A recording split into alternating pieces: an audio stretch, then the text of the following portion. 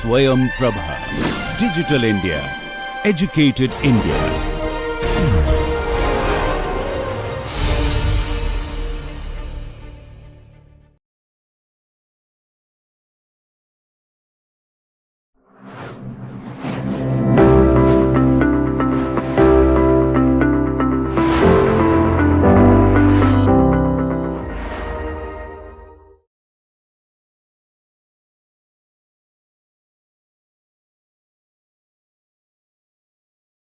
Next, we will look at some of the empirical evidence. This evidence comes from a relationship between the share of new products in sales and a percentage change in employment, which is calculated by CIS2 CIEIP Innovation Database for four countries, that is France, Italy, Netherlands, and the UK. And what they find is that there is no dramatic job losses with respect to the information and communication technology. Note that this data is for 94 and 96. And in the traditional sector, there has been dramatic job losses as such.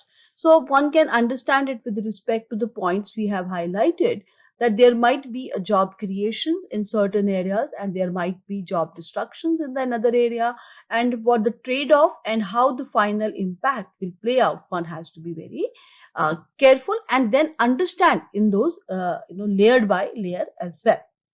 When we talk about the direct effect at a firm level, which we find is that there might be an ambiguous relationship as such. A company coming up with a newer product may also end up expanding more. With the expansion, it will happen that it might be now demanding more of a labor. But since it will be giving up, let us say, if not completely in the short run, at least over a long run period, then the demand for labor may actually go down. But here also, like we have said earlier, the relationship in a short run and long run can be different. As the result, what we find that the overall impact, when you want to understand in terms of very let us say technology intensive firms and how whether they are recruiting more or not, you may find that the research studies find an ambiguous relationship. And what is clearly missing is an interfirm effect as such. Here you also understand that it is possible that some of the firms are now becoming more innovative. They are maybe, with their newer products, are able to maybe capture most of the market share. That means if they are becoming too big and begin to enjoy monopoly power, it can have an impact on the other firms. We have already understood that R&D and patenting are very important choices, strategic choices, which the company can influence, that can have impact on their monopoly power as such. So what is the impact on their competitors, rivals, and the other firms within the industry is also not being very well captured as such. One more important point is with respect to industry. Now, suppose an innovation happens in one sector, and what we realize that the new machinery or equipment this particular sector is going to introduce has an impact on the efficiency of the other industry. So we are talking about maybe like a machine tool industry or an industrial engineering firm which is coming up with the better products which are intermediate products and are used by the other companies for their own production. So then there also the demand which will be now created in this industry of the new labor will depend upon the overall demand growth that will happen in the product or the place where the machines are being used, and how the product market is behaving in that particular area. If this new equipment is reducing the cost for them, and the companies also shift or transfer the reduction in the price to the consumer, and there is a dynamism in growth, you will find that this industry will also pick up. Clearly, once we move from a industry, then another level. Now, suppose we are talking about the impact of an industrial, let us say, innovation on agriculture, on service sector, then clearly we have to understand the overall impact on that economy level as such. So these are some of the points one has to be very careful while looking at the relationship between innovation and employment. But what does the theory suggest? How do we perceive this in, as if we want to conduct an economic analysis of the relationship between this innovation and employment? By now you've already understood that the relationship is not very straightforward. It is not that you will look at maybe a technology adoption or capital intensive technique being used in a firm, and then how whether they are demanding labor or not, because the overall impact of any technological change first of all will be realized in a longer run, and one also has to understand it more from a you know other sectors that are also going to be influenced by that. So you require a more complete, a more macroeconomic kind of a perspective when we are talking about this relationship between innovation and employment. The idea here is that there will be a direct effect. An adoption of a capital intensive technique by a firm has an impact on the demand of the labor by that particular firm. At the same time, there is an indirect effect because of the growth dynamism in the market demand.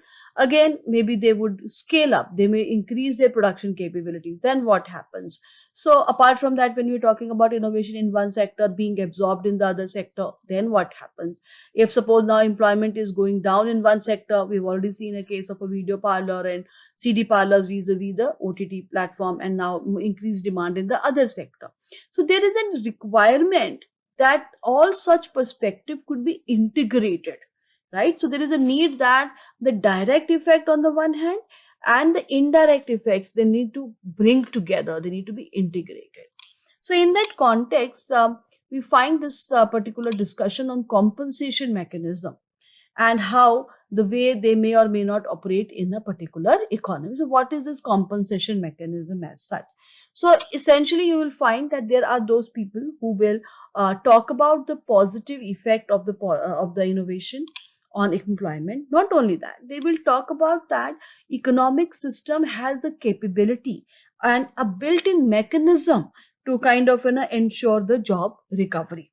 Okay, if there is any kind of a disruption in the jobs happen because of the innovation, then economic structure would have the so-called built-in mechanism through which the absorption will happen, vis-a-vis the critics who will point out that no, that is not the case. There are limitations of this, and efforts and the may be required, and particularly the possibilities that happens, the possibilities that occur because of the technological change and the unemployment that comes into picture, it may not be as easy to absorb without any such specific effort. So what you do is, whenever you want to understand this particular relationship, you bring together both or both of these perspectives and try and understand that. So what is being done? They have identified different mechanisms. Say, for example, if the innovation leads to decrease in price, if the innovation is about new machinery, if an innovation is about the new investment, if it leads to decrease in wages. So what are the positives on one hand, and what could be the negative? What could be the offsetting factors that can come into play? It will become clear as we understand each of them in detail. Say, for example, if there is a decrease in the price, we are talking about a process innovation which leads to reduction in the price of the product. So clearly there will be an increasing competitiveness of the particular firm nationally as well internationally. It is likely to offset the losses in the job that may happen. But when we say this, we are somewhere assuming that the demand is kind of a constant, it will not be affected. Moreover, the company will be transferring the reduction in the price to the consumer, and they do not have any oligopolistic power. If they have any kind of an oligopolistic power, then that means they would be able to enjoy that. So they would be able to charge higher price over and above their marginal cost and will be able to enjoy that. The transfer may not happen completely. So when we are now trying to understand this effect or impact of the reduction in the price, we have to pitch all these points together and then overall understand the impact. Say, for example, the next case is of a new machinery. Now, in a new machinery, it is likely to create jobs in the industry, maybe in which the means of production are now being made. However, it may result in overall aggregate job losses because they are more capital intensive techniques. They may not require as much of a labor as might be earlier employed as such. Next, suppose for example, it leads to more investment. Through the innovation, you might have to undertake new investment. So clearly, it is likely to increase the profit because of the new investment and increase in the production capacity as well as the jobs as such. But like we said earlier, new investments in what? Capital intensive techniques or in the labor intensive techniques as such. So one is one very typical neoclassical approach which we get is that because of the increase in the capital intensity of the technique, the demand will go up, and as a result, the wages fall. When the wages fall, then it is likely to increase the demand of the labor. Now, that once again, at certain extent, assumes that there is a flexibility in the labor market. So you have to be aware of this assumption when somebody says that, okay, maybe because of the reduction in the wages, you will find that there might be a demand increase, and as a result, more labor is now going to be employed. Clearly, that means that there has been a reduction in the labor, wages, which may not happen because of the stickiness of the wages as such. What about via increase in income? So you find that now there's, say for instance, in 90s, we saw that IT boom, lot more people started getting employed in the information technology, their income increased. Now, if their income is increasing, then it is likely to increase in the demand of the overall goods as such. If this overall demand of the goods increases, then that means it will lead to more, demand of the labor as such. However, one has to understand that it may not lead to an aggregate demand increase as such. So that increase via the increase in the demand of labor because of the demand or dynamism which is now witnessed in the other sector because of booms in one sector and increase in income in this sector that is attributed to maybe the technology, it may not be sustainable and it may not be very large as such. So as a result, there might be a limitation to that. What about via new product? So that means new activity, new market. But what about the replacement effect, right? So we have talked about OTT platform vis-a-vis the CDs and video parlor. So clearly, introduction of the new product is also likely to have a replacement effect. So what we're trying to do through this compensation mechanism is essentially try to pitch against each other the positives that will come, that the idea that there might be a built-in mechanism in the economy to absorb any kind of a reduction in the labor or reduction in the labor demand, or that may happen because of the new increase in the new technology, vis-a-vis the critiques who will point out that that may or may not happen as such. Another important point which is being raised with respect to this relationship between the impact of innovation, technological change, and employment is with respect to the quality of the jobs. One thing is very clear that if you look at the literature also, that over a period of a time with the changes in the technology, what we want or require are highly skilled labor. So clearly, the quality of jobs that people are doing has rather improved, but that is not limited to in terms of the overall working environment, etc., but also includes the skill level of the labor as such. Now, if that happens, clearly the technological change is rather skill biased. If it is skill biased, that means the people who have these capabilities and opportunities to get skilled and have resources to get education and over a period of a time maybe upgrade themselves, they would be rather better off. So the skill bias technical change is clearly something which has been highlighted in the job in this particular relationship, and what has also witnessed that over a period of a time the quality of the labor requirement is also increasing. There are certain few stylized facts which has emerged from the literature, also focusing on the empirical relationship. First of all, it has been pointed out that there is this never ending race between innovation and employment. That means there is always this tussle which is now being going on, and the rate at which technological innovation and diffusion eliminate jobs vis-a-vis the pace at which the new economic activities are created. So there is this race which is there. On one hand, you will witness that newer opportunities are coming up, new types of jobs are being created, and at the same time, certain economic activities they keep on getting obsolete. They are no longer required, leading to a major chunk of labor not being employed as such. So one thing is very clear from the literature also, that technological unemployment can happen. People who have been employed earlier, they have become well versed with the earlier techniques, ways of doing things. They may not be able to change, they may not be able to absorb the newer skills as such. And as a result, technological unemployment is not something which is only left to be discussed on the papers. People do experience this, and it does happen.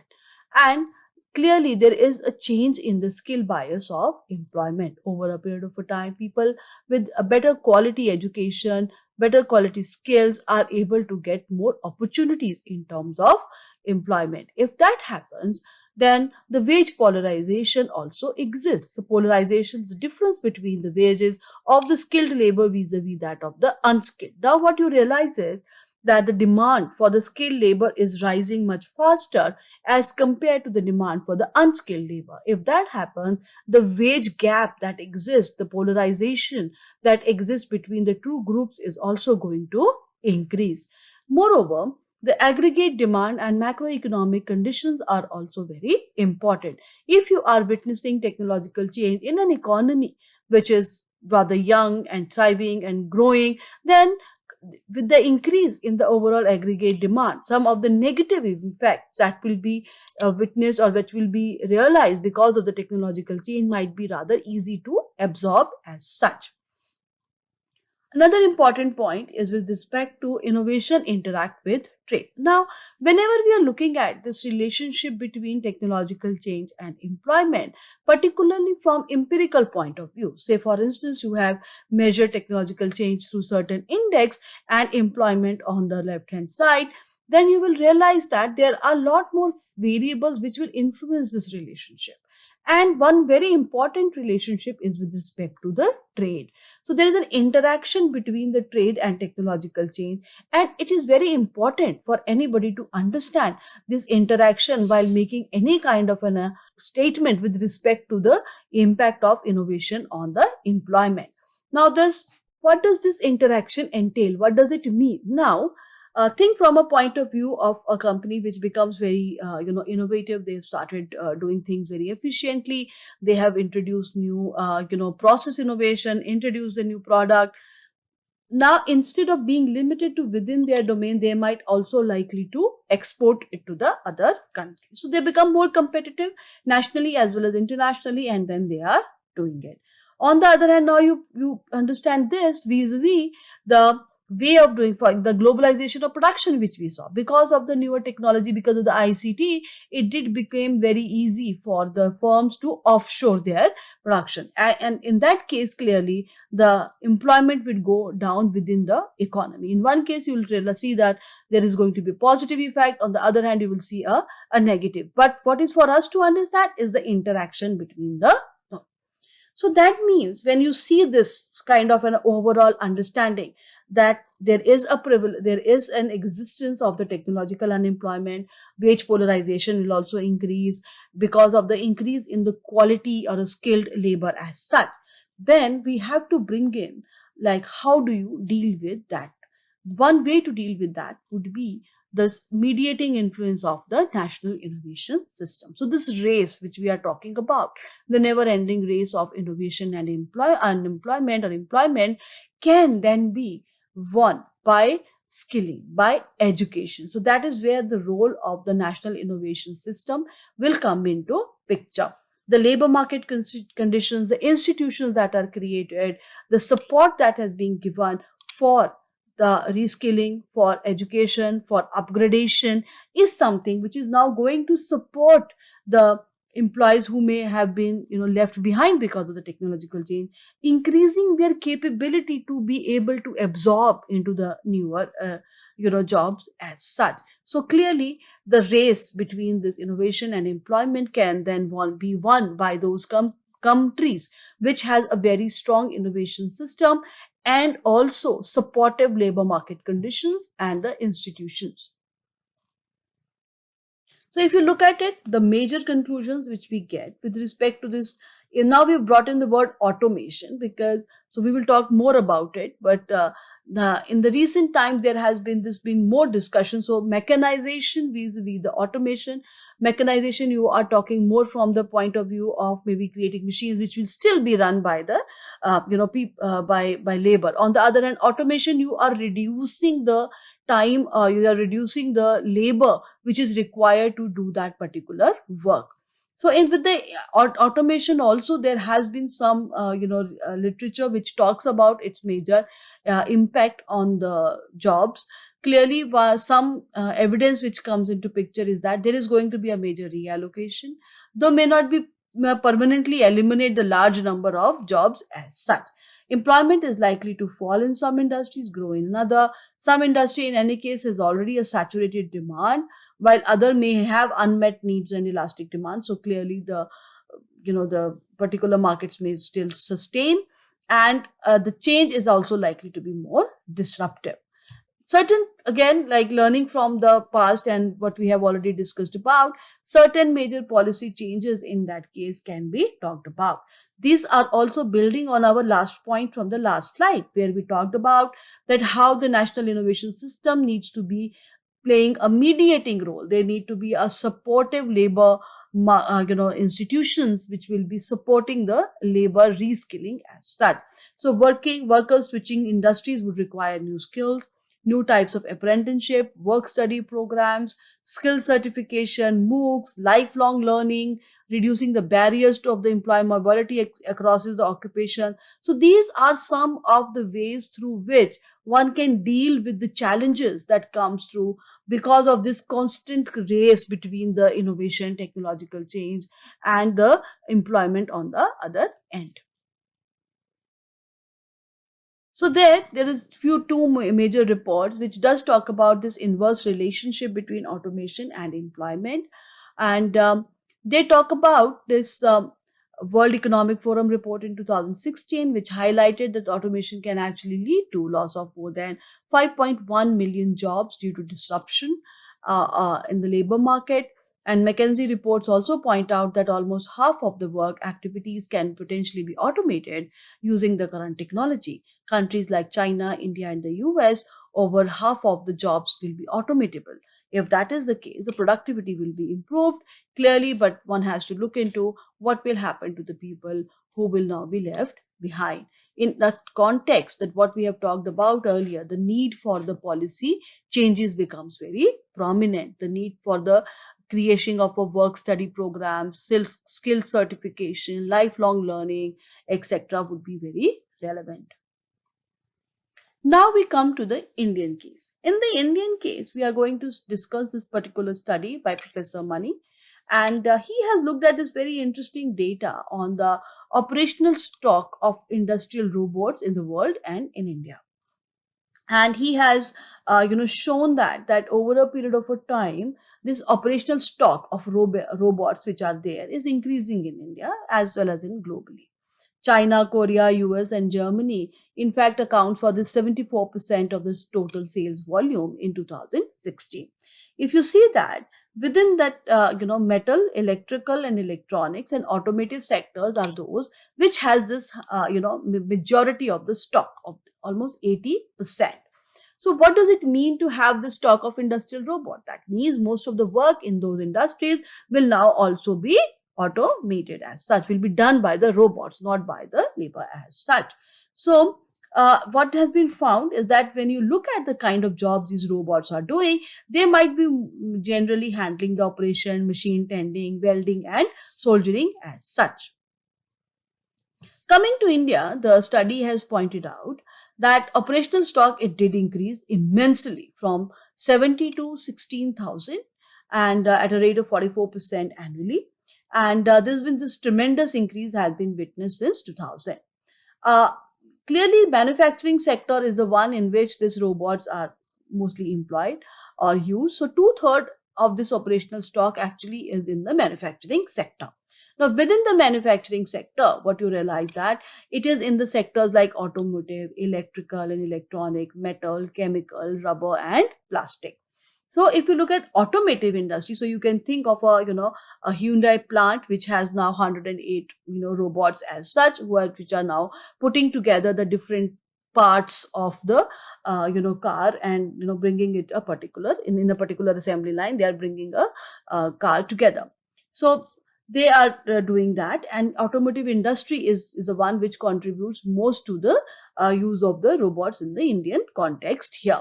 And there also, like in the international context, we see that most of the work that these robots are engaged in includes welding, soldering, handling, and the machine tending as such. So in that sense, the pattern which we are witnessing in the Indian context are very much similar to what is now being witnessed at the international level. So these are the numbers which has been given in his research, and you find that in the manufacturing, clearly we have seen that it has increased. But what this particular table it shows is that the extent of diffusion of automation is rather limited in India. So if you calculate density per 10,000 employees, clearly we have very less number as compared to maybe other economies as such. And what you find that the very labor intensive industries like paper, wood product, textile, non-metallic products, food product, they are the one which are least automated. So the next question comes, if automotive industry is now going for more and more automation, then what impact it will have on the jobs? In order to answer that, Professor Mani has highlighted that automotive industry, if you look at it, it accounts for only 10% of your manufacturing. And robots are also used for less labor intensive tasks within the industry. They are used for tasks which are inhospitable for labor and may also require precision as such. So the conclusion that automation is not currently a very significant threat to the manufacturing employment, but clearly the rapid technological development could change this situation in the future. As a result, the need for the policy on an automation and how to take care of the abundant labor which is then prevailing as such. So if you look at this very important report on future of jobs, and it came in 2023, it does highlight some important points. So what are those? First of all, technology adoption. It is a key driver of the business transformation. I think everyone will agree to that. If that happens, then the largest job creation and destruction, it will also come from various environmental, technology and economic trend. Climate change adaptation and demographic dividend will become important, and the net job creators, because if you look at most of the technologies which we are talking about are essentially talking about the sustainable transition. So what the type of technology which we are now trying to adopt are something which are more sustainable and are going to deal with the challenges of the climate change. So it is expected that in that area, there are going to be more job creations. Apart from that, big data, cloud computing and AI features are going to be adopted more. Employers anticipate a structural labor market churn of 23% of jobs in next 5 years. That means the human machine frontier. Businesses introducing automation into their operation. This is a bit slower than it was previously anticipated as such. Like I said, employers anticipate a complete structural labor market churn of 23% in the next 5 years. Employers estimate that 44% of the workers' skill will be disrupted in the next 5 years. Hence, the final, you can say, learning is a focus on upskilling and reskilling, and 6 in 10 workers would require such kind of a training before 2027. So with this, we will stop our discussion on innovation and employment. Next, we will talk about innovation and economic growth.